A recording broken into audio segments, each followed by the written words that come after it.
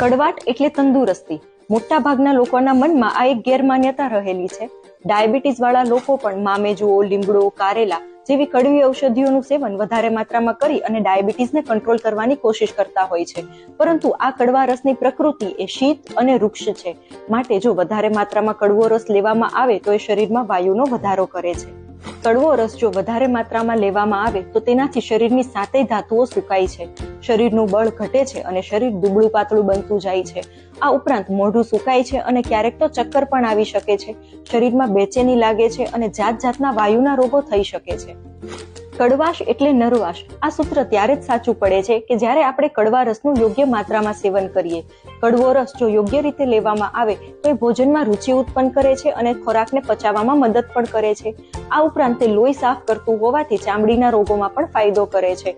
વજન ઘટાડવા માટે, તાવ આવ્યો હોય કે શરદી ખાંસીની સ્થિતિમાં પણ તે ઉપયોગી બને છે.